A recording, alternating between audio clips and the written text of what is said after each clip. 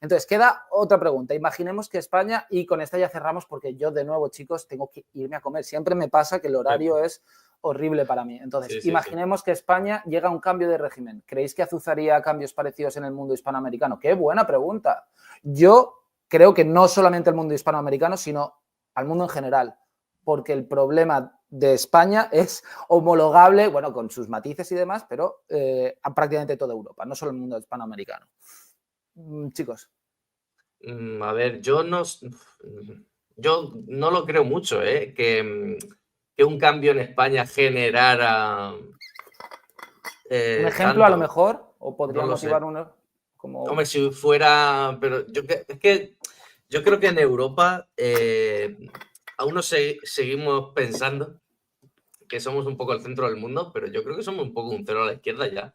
Desde visiones de Estados Unidos y países hispanoamericanos, bueno, países hispanoamericanos sí, pero y países así, el desarrollo que hay en Asia y demás, yo creo que Europa se ha quedado como un parque de atracciones, de monumentos y cosas así, que no tienen ninguna importancia geopolítica, que está ahí como una avanzadilla de colonias de Estados Unidos y no sé si un cambio en España generaría tanto.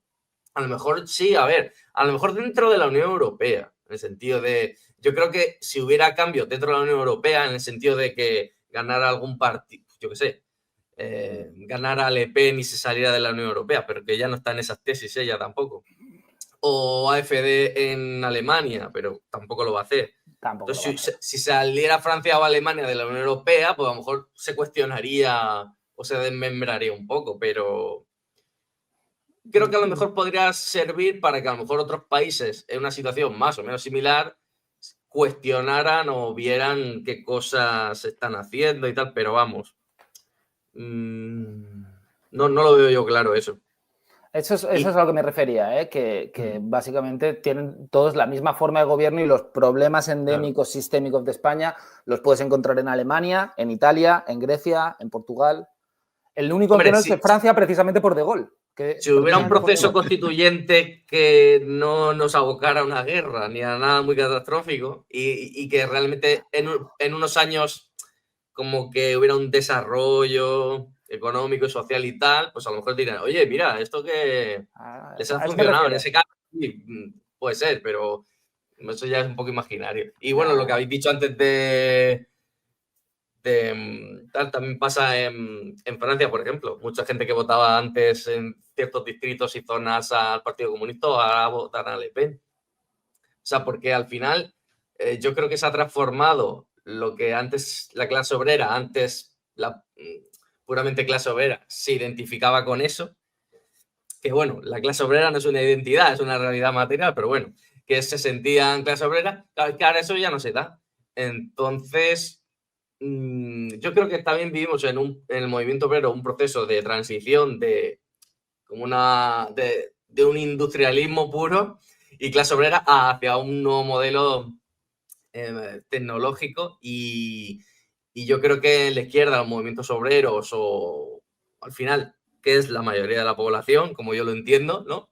Sea autónomos o sea, en fin, pues ver qué identidad, dicho así, que no me gusta mucho la palabra, o pues sí, qué unidad de la gente, de los trabajadores puede haber en torno a esta revolución tecnológica que se está dando y de cómo de otra forma, qué unidad se puede conformar ahí para hacer una acción colectiva que desemboque en eso, en una soberanía y en los cambios que ya hemos mencionado, ¿no?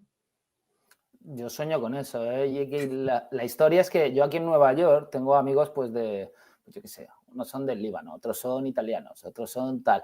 Y están todos con sus conspiraciones, gente de mi edad, y están todos con sus conspiraciones y tal. Y yo he llegado a soñar, tío, con, wow, imagínate, coordinarte, no sé qué, con este que está ahí.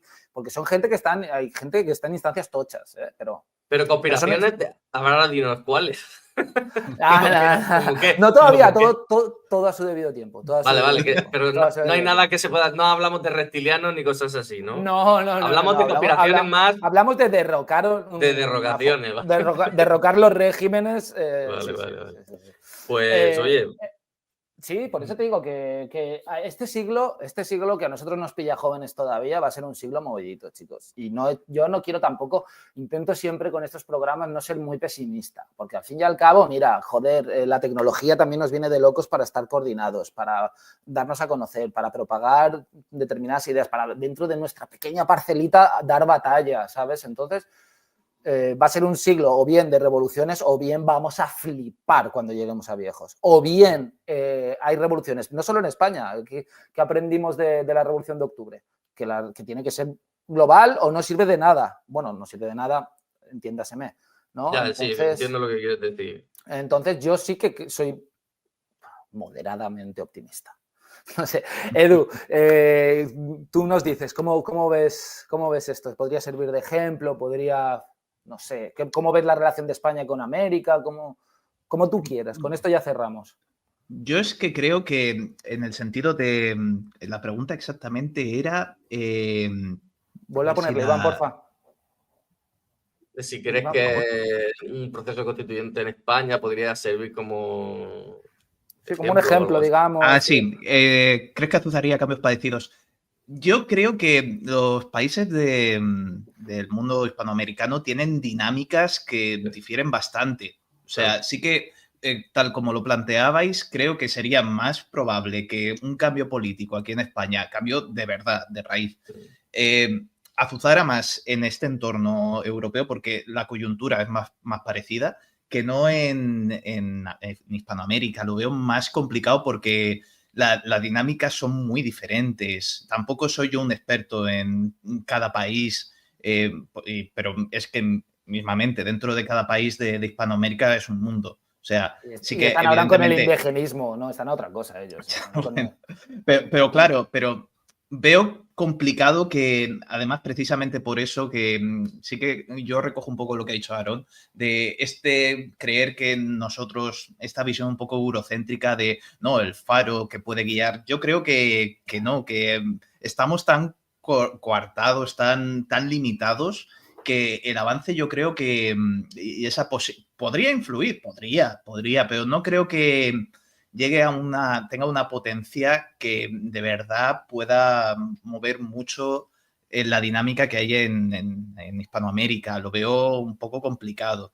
Pero bueno, nosotros siempre hemos tendido puentes con la otra orilla del Atlántico porque creemos que son lazos que durante mucho tiempo se han tenido como muy olvidados y se han buscado más la confrontación y la tensión y al fin y al cabo nosotros pensamos que hay que unir.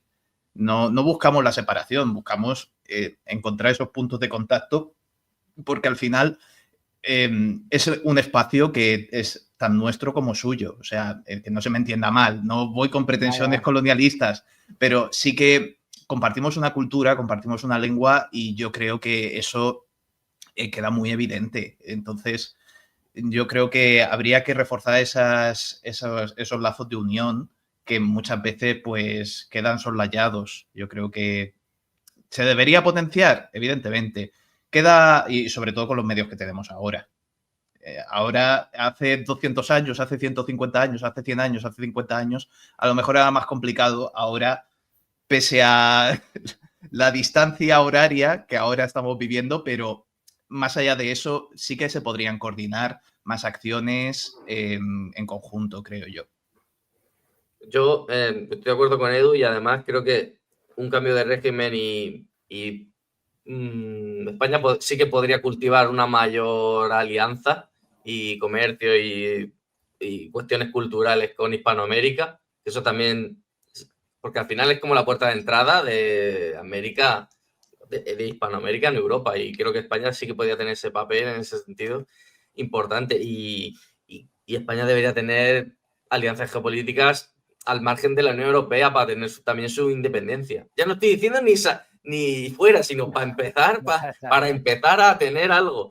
Y podrían tener alianzas con China, podría tener alianzas con Rusia y también debería tener con Argelia, Sáhara Occidental y demás.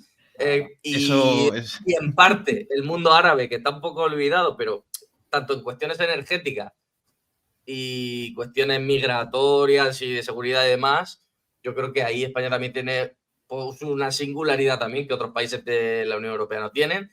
Y yo creo que jugando con un pie en Oriente, un pie en América y otro en el Mediterráneo. Es que el Mediterráneo es inevitable. Yo creo que España ahí está totalmente desaprovechada y también dentro de la Unión Europea, aunque sí, yo optaría por salirme, pero realmente ahí España sí que tiene una capacidad que está como secuestrada, pero realmente sí que podría, en cuestiones de comercio, industrialización, energía nuclear, bueno, en fin, todo tipo de cosas que se podrían plantear, pero que dentro de este régimen yo creo que no, eso no se va a hacer.